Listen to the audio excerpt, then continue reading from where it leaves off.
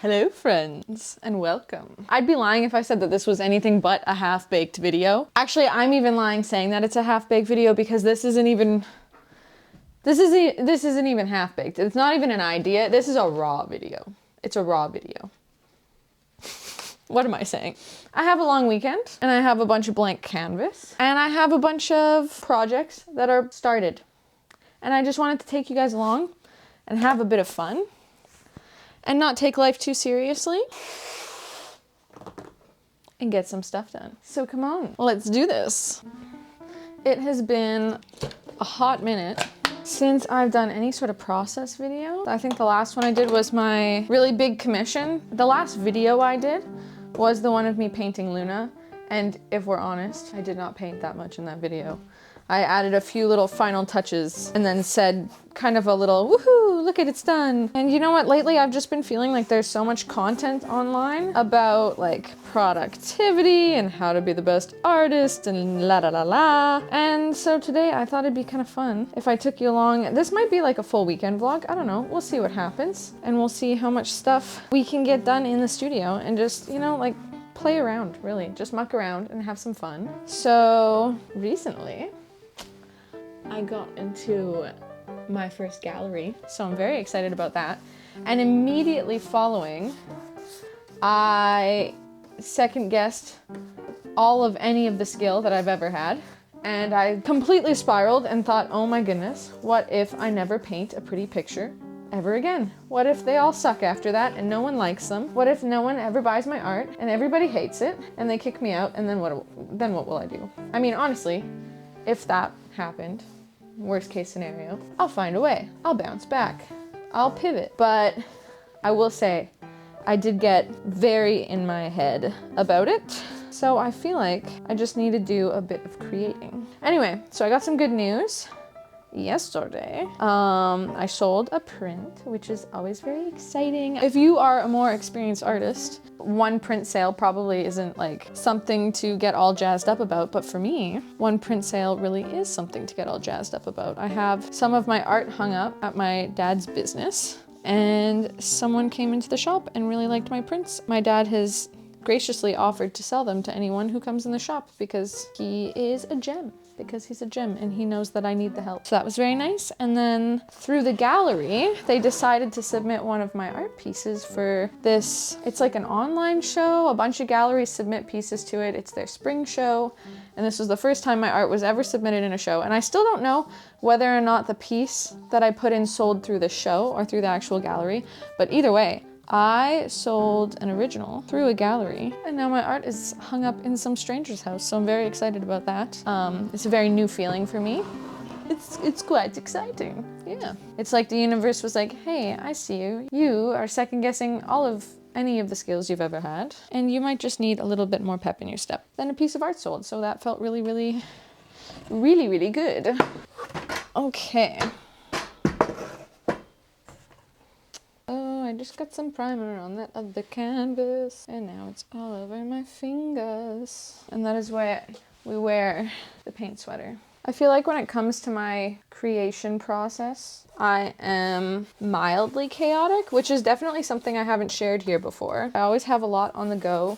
I find it keeps it interesting, I guess. I don't know. But I know some people, like, they really have to have like that one project and just take it all the way to the end. That is definitely not me. I have a bunch of really cool paintings in the works, and I think they all have the possibility of being very, very beautiful, which makes them even more intimidating to work on. I recently worked on a painting, and halfway through it, I hated it, full stop. I thought it was just ugly, just awful. So I just kept working on it, and I was like, well, I can't mess it up. It's already the worst. And I just kept painting it, and painting it, and painting it, and layering, and it sold like instantly, which is crazy because that's not something that my art does. I don't have a very big online following, so it's not something that happens often. But yeah, so since these other paintings are starting off and I'm like, wow, they're beautiful. Now all of a sudden it's like high stakes. Like, excuse me. Now I'm worried that I'm gonna mess them up, even though like they're fully just backgrounds. Like, they are nothing at the moment and I'm scared of messing up nothing. So this weekend I gotta change that.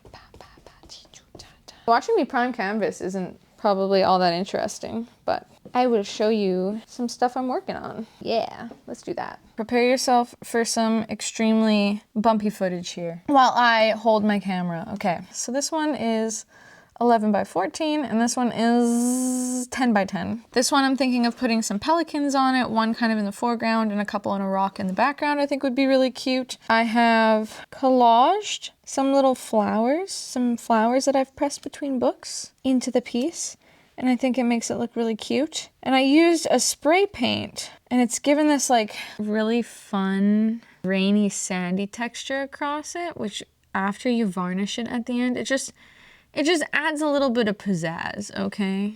Don't look at that edge.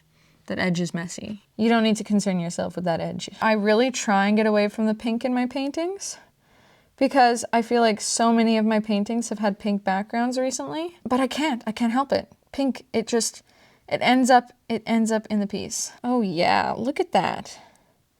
Look at that collaged sheet music in there, beautiful. Am I musical? No. Does that mean I can't put sheet music in my art? Absolutely not. I love it. Also use spray paint on that one. I just really love the speckled look. It reminds me of a little robin's egg. Are you gonna stay there? Here is another one. I really like this one with it has the gold leaf in it, right? Oh, hello, Luna. Oh my goodness, hey. Hello. Get out of here. Get your booty out of here. Oh, ah! I will put you somewhere else. Got that gold leaf in there, collaged sheet music, purples and oranges and yellows, and it's got a petal here and a flower here. Look at those two. I don't know, I just feel like they add a little bit of cuteness to the piece. Another one that I'm working on, kind of a similar color scheme. But anyway, I'm really loving these backgrounds and how they're turning out so far. Because of that, I am of course extremely nervous to mess them up. And then this one, which is kind of greens, peaches, and yellows. And I got some purple pencil crayon in there. And it's very much a fluff around and find out, you know what I mean? And the ones that I just primed are gonna be the same thing. It's just a teeny little guy, a 6x6, and I'm gonna put some butterflies on it, or maybe just a butterfly. I'll probably be working on that one this weekend.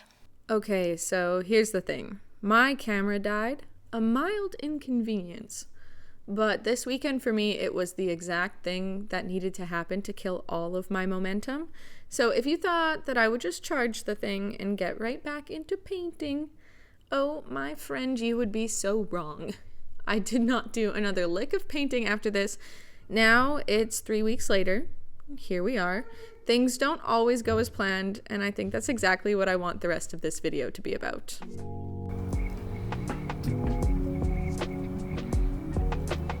So, without further ado, here's a little bit of personal lore about how I became an artist. You know that old saying, man makes a plan and God laughs, or something like that? Well, I feel like that could be the short synopsis of my career plans. Most people assume that when you're an artist, you've dreamt of being one your whole life, and if I'm honest, sometimes I've even felt disingenuous when chasing a career as an artist because that wasn't my childhood dream. For years, I wanted to be a vet, but when high school graduation came, I had no idea what I wanted to do, so I took a gap year. Later, enrolling at my local university with the goal of becoming a dentist, I started in physiology and pharmacology. I grew to hate the idea. After months of having dreams, or more like nightmares about teeth, I decided I couldn't be a dentist. I immediately stopped having the nightmares when I decided to drop that idea. I transferred into kinesiology and thought that eventually I would figure out what I wanted. Physiotherapy, chiropractic, naturopathy, medicine, they all seemed like viable options. Options that I could surely hold my head high when someone asked me what I was planning on doing for a living. After 3 more years of school and nearing the end of my undergraduate degree, I chose chiro. I had begun applying to several colleges in the States for 3 to 4 more years of schooling, and then, of course, COVID. Given the state of the world, I just didn't feel comfortable traveling that far from family. So I completely changed courses and decided I would apply to the College of Naturopathic Medicine in Toronto. I was accepted and thought, I finally figured it out. I left my hometown and headed east. I wasn't even a third of the way there before I got this sick, sinking feeling in my stomach.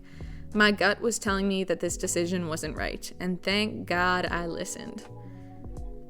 When I got back home, I started several jobs and had an existential crisis nearly every week. I didn't want my degree to go to waste, so to speak, so I started coaching fitness classes while I was waitressing. After several months of very little sleep given my schedule, I was considering more stable options. Anything else. I quit my coaching job and was just waiting tables to pay the bills. Amidst my stress, I had finally started to paint a little bit more. It helped me get out of my head, and although I had sold a few paintings, I never thought it could be anything more than it was. A cozy little hobby that sustained itself. While working at the restaurant, I got this crazy idea of getting my pilot's license. I could travel the world and paint. How perfect. After a few months, that fit really didn't feel right either. Then I was working at an aviation company. I decided I would look into being a vet tech. I knew I didn't want to travel around for my career, and that Luna, my pup, was really the one constant through all of this craziness, so it made sense to me. And for that one, I didn't even get to the application process. After months of deliberating, I somehow ended up in a stable administration job with nice hours. This decision, this extra stability, these past couple years, is what really allowed me to paint more. After all of the meandering and stressing and all of those identity crises, the stability of this job is what ended up bringing me more peace, which allowed me to paint more. All this to say is my path wasn't very clear. And now after it has all settled, I'm actually kind of grateful for the chaos. It's kind of like when you've been in a turbulent relationship for a long time. You get used to the ups and downs, but when you finally break free and later find a healthy match that brings you peace, you can appreciate it more and know that you've struck gold. I was trying so hard to make all of these jobs fit me, wanting so desperately for a place to fit in. After trying so hard for a traditional career path, I finally let go and instead built my life around the way I wanted my daily life to look. Now I know with art, I've struck gold. But I don't think I would have been this grateful for where I am if it wasn't for where I'd been. And although I still struggle with introducing myself as an artist, I know that these challenges I face now are the ones I've chosen. So I hope that if you've ever felt lost, or if you currently feel like you're struggling, you know that you're not the only one. Anyways, here's the finished piece. Bye! Oh, yes!